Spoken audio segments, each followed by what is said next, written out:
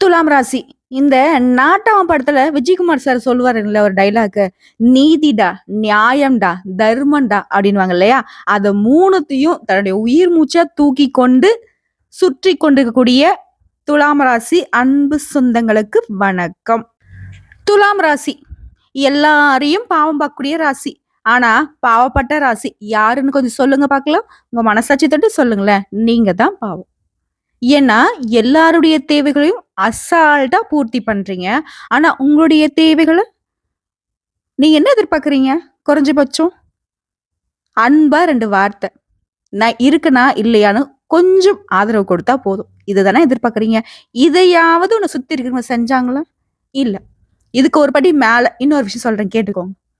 இப்போ மத்தவங்க சொந்தமோ, பந்தமோ, கூட பொறந்தவங்களோ, பெத்தவங்களோ, குடும்பத்த கூட எடுத்துக்கோங்களேன்.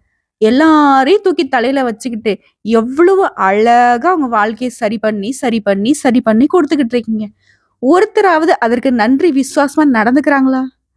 ஒரு துளி? இருந்தாலும் திரும்ப, திரும்ப, திரும்ப அவங்களுடைய நன்மைக்காக தான் பாடுபட்டுட்டு இருக்கோம்.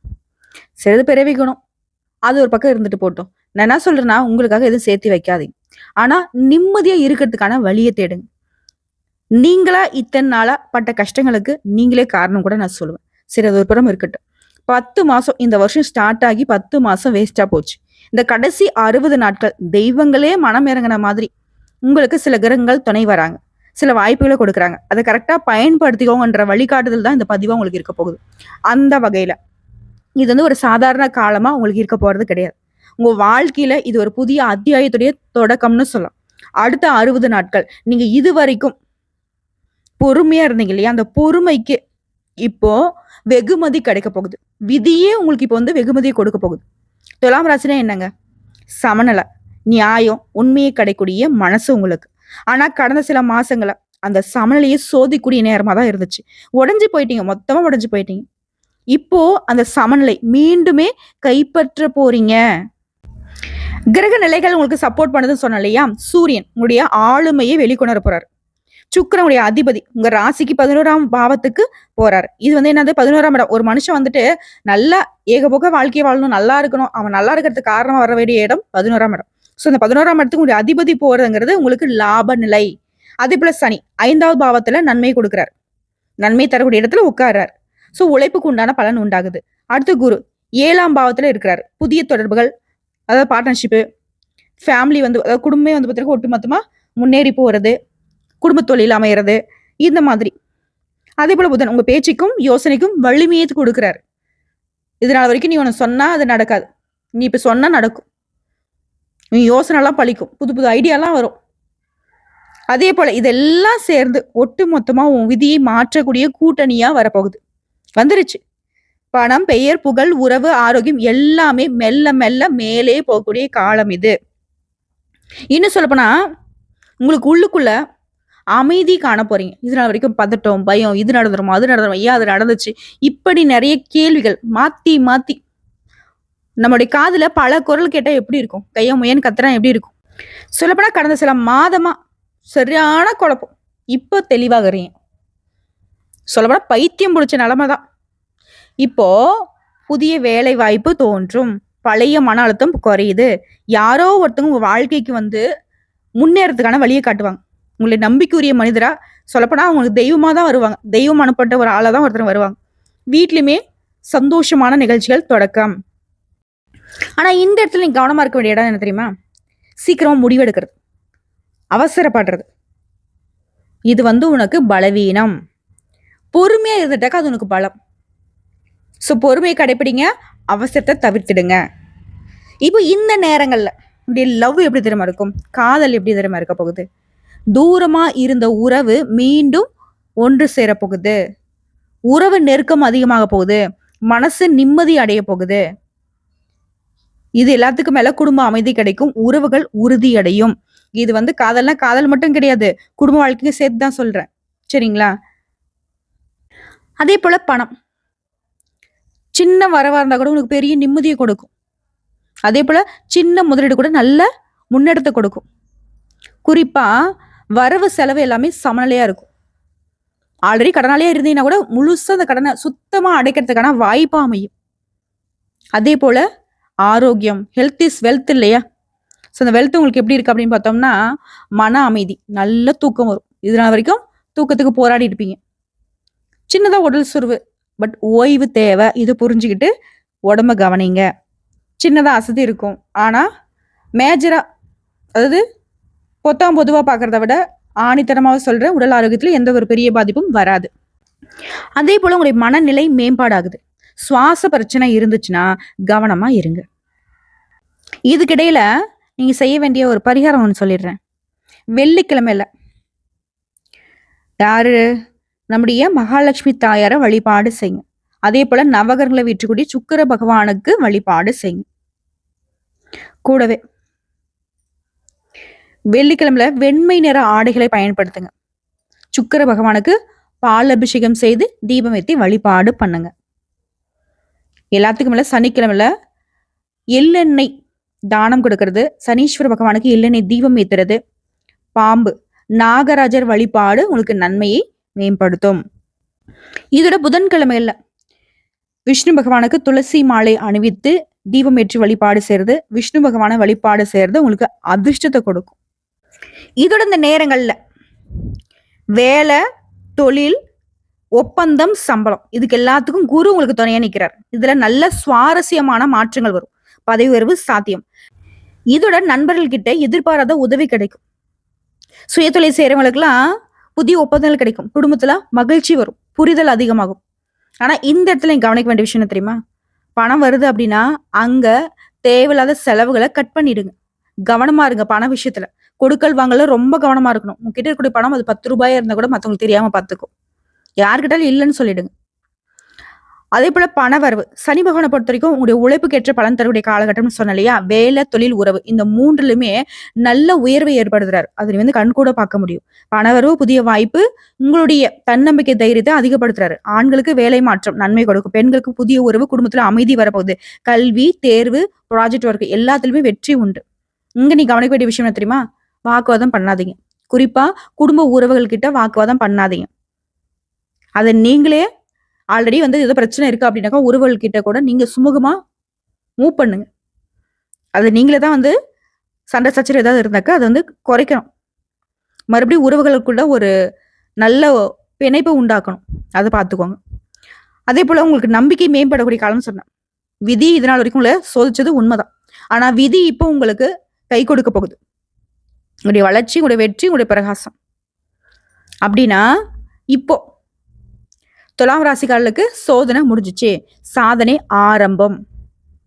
துலாம் ராசி அப்படின்னாவே என்ன? நான் எப்பவுமே சொல்றது ஒன்னேதான், நேர்மை, நியாயம், சமநிலை இதை தாங்கி பிடிக்கக்கூடிய தூண்களாக நீங்க செயல்பட்டீங்க. கடந்த சில மாதங்கள்ல அந்த சமநிலை வந்து சதறி போச்சு. இப்போ அது மீண்டும் வந்து திரும்ப வரக்கூடிய நேரமா இருக்கு. இனி ஒவ்வொரு நாளுமே உங்களுக்கு ஒரு புதிய பக்கம் திறக்க போகுது. எல்லாமே புதுசு புதுசா இருக்கும். இது உங்க வாழ்க்கையில ஒரு டர்னிங் பாயிண்ட் கூட சொல்லலாம். சுக்கிரன் உங்க ராசிக்கு ஆதரவா இருக்காரு. உங்களுடைய கவர்ச்சி, பேச்சு, தன்னம்பிக்கை எல்லாமே உயர்வா போகுது.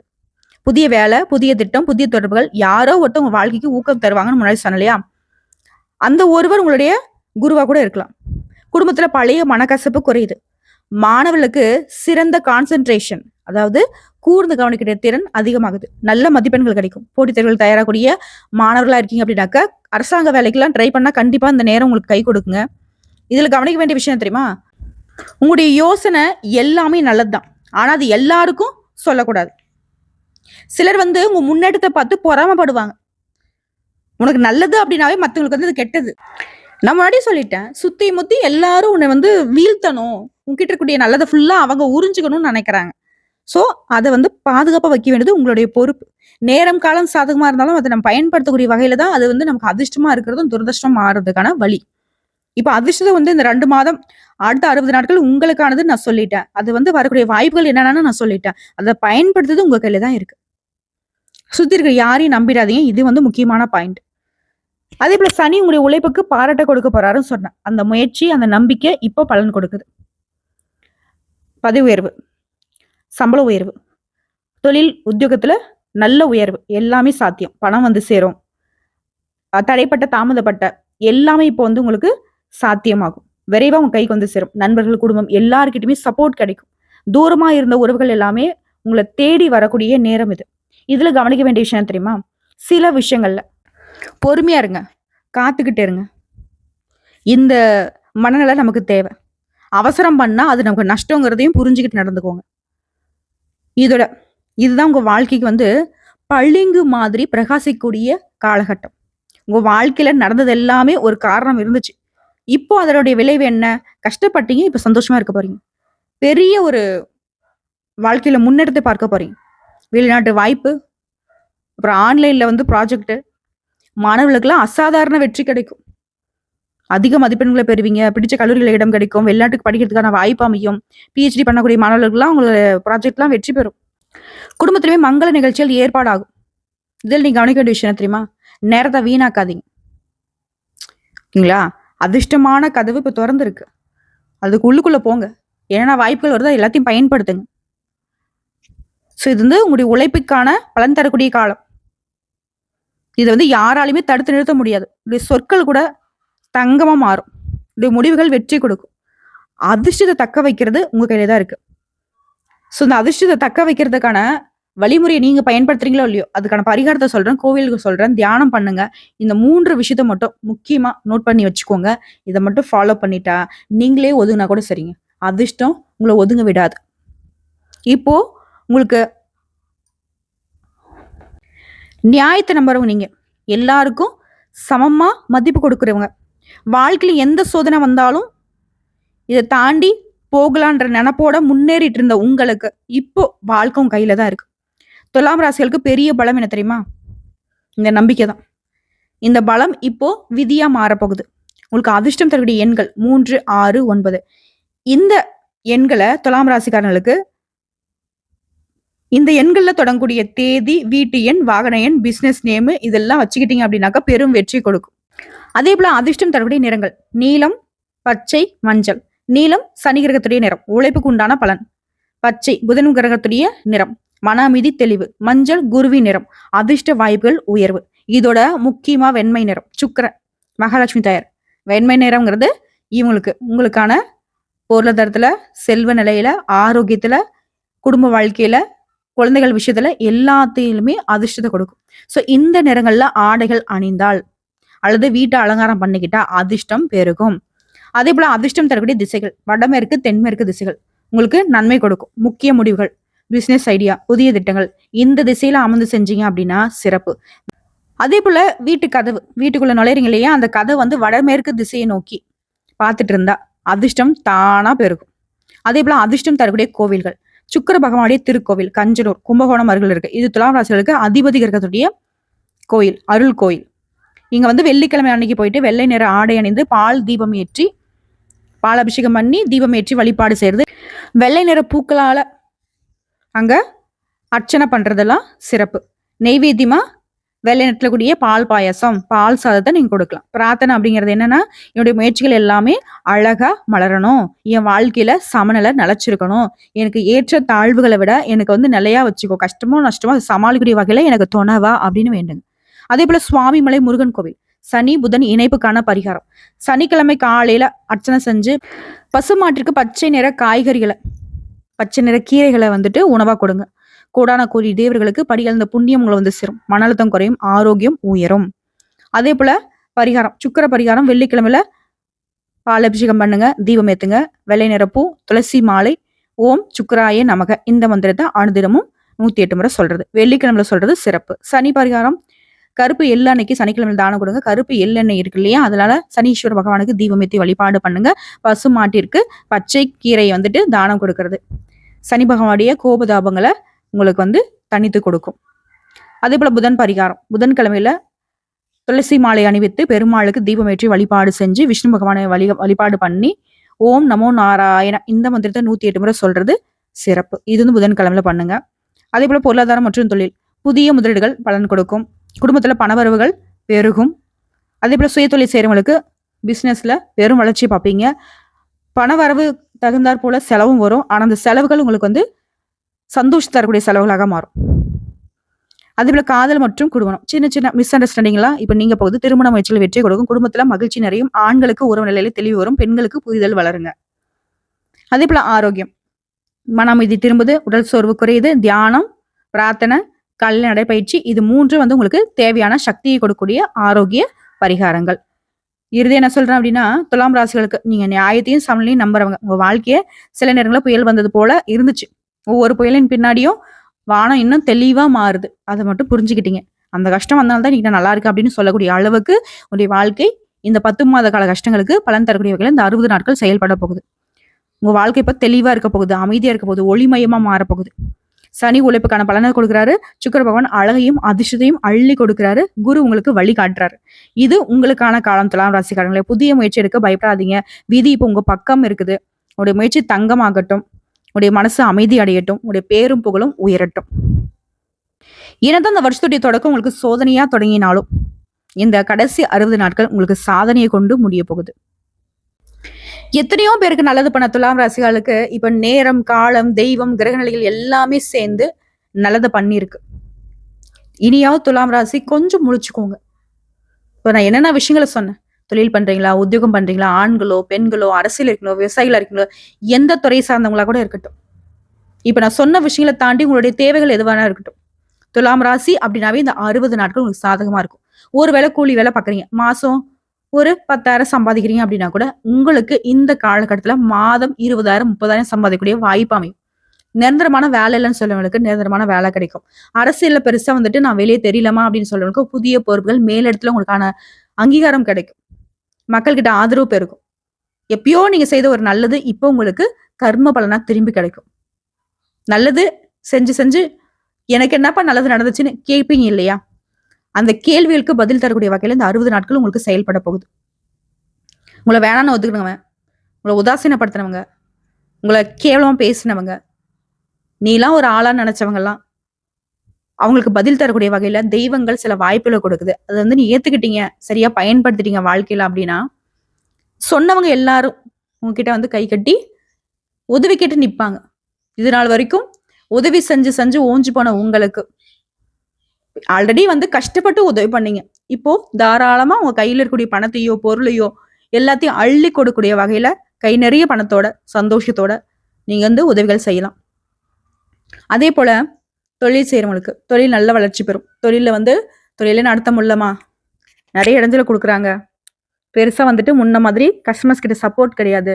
நம்ம நல்லதா தரமான பொருளை தான் கொடுக்குறோம். ஆனா நம்மள வந்து பெருசா வந்து அங்கீகாரம் பண்ண மாட்டேறாங்க. அவங்க வந்து போலியான பொருட்களுக்கு நிறைய கஸ்டமர்ஸ் போறாங்க அப்படின்னு சொன்னா கூட இனி உடைய தரம் புரிஞ்சு உடைய தொழில் தர்மத்தை புரிஞ்சுக்கிட்டு பழைய கஸ்டமர்ஸ் எல்லாம் திரும்ப வருவாங்க. அவர்கள் மூலியமா புதிய கஸ்டமர்ஸ் வருவாங்க. ஸோ வாடிக்கையோட எண்ணிக்கை அதிகமாகும். இதனால தொழில் வளர்ச்சி பெறும், பண வரவு பெருகும். ஆல்ரெடி கடன் பிரச்சனை மாட்டிட்டு இருக்கமா, குடும்ப வாழ்க்கை சிறப்பா இல்லை, திருமணம் ஆயிடுச்சு ஆனா சண்டை சச்சரவு இப்படியே போயிட்டு இருக்கு, டிவோர்ஸ் வரைக்கும் போயிட்டேன், இல்ல டிவோர்ஸ் ஆயிடுச்சு மறுமணத்துக்கு வரன் பார்த்துட்டு இருக்கேன், சரியான வரன் அமையல, இல்ல திருமணம் ஆகாதவங்க வரன் பார்த்துட்டு இருக்கீங்க, இல்ல துலாம் ராசிக்காரர்கள் பேரண்ட்ஸா இருக்கீங்க, உங்களுடைய குழந்தைகளுக்கு வரன் பார்த்துட்டு இருக்கீங்க அப்படின்னா கூட அந்த முயற்சிகள் கூட இப்ப கை கூடும். ஓகேங்களா? இல்லம்மா நான் வெளிநாட்டுல வேலை இருக்கேன், எனக்கு சொந்த ஊருக்கு போகணும்னு நான் ரொம்ப நாள் ஆசை, அது நான் என்ன பண்றதுன்னு எனக்கு தெரியல, என்ன முயற்சி பண்ணாலும் சரி திரும்ப திரும்ப கஷ்ட காலத்துக்காக திரும்ப திரும்ப நான் வந்து விசா வந்து எக்ஸ்டெண்ட் பண்ணிட்டு இங்க வேலை பார்த்துட்டு இருக்கேன். அதே போல இங்க வேலை செய்யற கம்பெனில இருந்து போதுமான வருமானம் இல்ல, இங்க இருக்கிறது நான் ஊர்லயே போய் வேலை பார்க்கலாம் போல, அந்த அளவுக்கு வர சம்பளம் புள்ள நான் எனக்காகவே பயன்படுத்துற மாதிரி இருக்கு, இல்ல வீண் செலவு போகுது, விரைய செலவு போகுது, இப்படி சொல்லக்கூடிய ஆட்களாக இருந்தா கூட இப்ப முயற்சி பண்ணுங்க. புதுசா நீங்க வேலைக்கு முயற்சி பண்ணாலும் சரி, இல்ல வந்து சொந்த ஊருக்கு திரும்பறதுக்கு முயற்சி பண்ணாலும் சரி, எல்லாமே உங்களுக்கு சாதகமாகும். அது உங்களுடைய எதிர்பார்ப்புக்கு தகுந்தாற் போல. நீங்க வந்து நான் ஒரே விஷயம் சொல்றேன். துலாம் ராசி மனசார உங்களுடைய குலதெய்வத்துக்கிட்ட ஒரு வழிபாடு வைங்க. அதே போல இஷ்ட தெய்வத்துக்கிட்ட ஒரு வழிபாடு செய்யுங்க. நான் சொன்ன இந்த தெய்வம் கிட்ட ஒரு வழிபாடு வைங்க. ஆனா நீங்க எந்த தெய்வத்தை வழிபாடு செய்தாலும் உடைய வேண்டுதல் ஒன்னாதான் இருக்கணும். நான் ஊருக்கு வரணும், இல்ல எனக்கு நல்ல நிலத்துல வேலை கிடைக்கணும், நான் எக்ஸாம்பிளுக்கு நான் சொல்றேன், இல்ல திருமணம் நடக்கணும், இல்ல குழந்தை பாக்கியம் கிடைக்கணும், இல்ல எனக்கு வெளியே கொடுத்த பணம் திரும்ப கிடைக்கணும், இப்படி ஏதாவது ஒண்ணு அழுத்தம் திருத்தமா தெய்வத்துக்கிட்ட கோரிக்கையா வைங்க. இப்படி வேண்டுறப்போ கண்டிப்பா அந்த வேண்டுதல் இந்த 60 நாட்களுக்குள்ள, இந்த 2026 தொடங்கறதுக்குள்ள 2025 முடிகிறதுக்குள்ள உங்களுடைய வேண்டுதல் நிறைவேற்றப்பட்டிருக்கும். இது சத்தியம், உண்மை. இன்னொரு விஷயம் என்னன்னா, துலாம் ராசிக்கு நான் இப்போ வந்து ஒரு சில விஷயங்களை சொல்லிட்டேன். பெண்களுக்கு ரொம்ப சிறப்புங்க. பயங்கரமான மன கஷ்டத்தை அனுபவிச்சிட்டீங்க. சொல்லப்போனா தேவையில்லாத அசிங்கத்தை அவமானத்தை உங்களுக்கு கொடுத்துருப்பாங்க. அதாவது வெளியே வர போறீங்க, உங்களை யாரெல்லாம் அசிங்கப்படுத்தினாங்க அவமானப்படுத்தினா அவங்களே வந்து உங்ககிட்ட மன்னிப்பு கேட்பாங்க. உலகத்துக்கே தலை நிமிர்ந்து அப்படி ஒரு பார்வையை கொடுக்கக்கூடிய நேரமா நீங்க வந்து பார்க்க போறீங்க. பேரு புகழோட, செல்வ செழிப்போட, ஆண்களுக்கும் சரி பெண்களுக்கும் சரி வயதானவங்களா கூட இந்த சரி சிறப்பா இருப்பீங்க. இது நாள் வரைக்கும் யாருடைய கண்ணுக்குமே தெரியாம இருந்த நீங்க இப்போ வந்து உலகமே திரும்பி பார்க்கக்கூடிய வகையில உயர்வான நிலையை அடைய போறீங்க. சந்தோஷத்துக்கு குறைவில்லாம, சங்கடங்கள் விலகி, அமைதியான ஒரு வாழ்க்கை அமைய போகுது. நிம்மதியா இருக்க போறீங்க. உங்க மனசு அப்படி வந்து ஒரு கோவில்ல இருந்தா எப்படி இருக்கும்? கர்ப்ப கிரகத்துடைய இடம் எப்படி இருக்கும்? அப்படி ஒரு நிலையை, அமைதிய உங்க மனசு இந்த காலகட்டத்துல அனுபவிக்க போகுது. நீங்களும் நினைச்சது எல்லாமே வெற்றி அடையும். நீங்களும் ஒரு கடவுள் மாதிரி ஃபீல் பண்ணுவீங்க. ஏன்னா நம்ம சொல்றது கரெக்டா நடக்குது பாரு. நீங்க வழிகாட்டினா மத்தவங்க வந்து ஜெயிச்சிருவாங்க. நீங்க இருக்கக்கூடிய இடம் பொன்னா மாறும். நீங்க தொட்ட காரியம் வெற்றி கொடுக்கும்.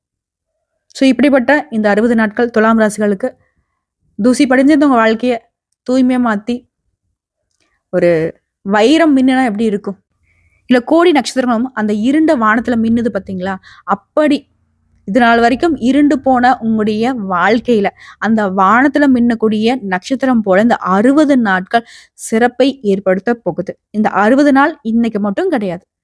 இனி வரக்கூடிய ஒவ்வொரு நாளும் உங்க வாழ்க்கையில வரக்கூடிய காலங்களுக்கு எல்லாத்துக்கும் அடித்தளத்தை அப்படியே அசைக்காத வண்ணம் நீங்க அமைக்கக்கூடிய வகையில எல்லாத்துக்கும் ஒண்ணு சொல்லட்டுமா? உன்னை பார்த்து பொறாமப்பட்டவன் நீ எப்படா அழிஞ்சு போகும்னு நினைச்சவலாம் இன்னும் கொஞ்சம் வயிறு எறிகிற மாதிரி நல்ல வளர்ச்சியை பார்க்க போற. ஆனா மத்தவங்களால ஒண்ணும் பண்ண முடியாது. அந்த தெய்வமே இறங்கி வந்தாலும் தடுக்க முடியாது.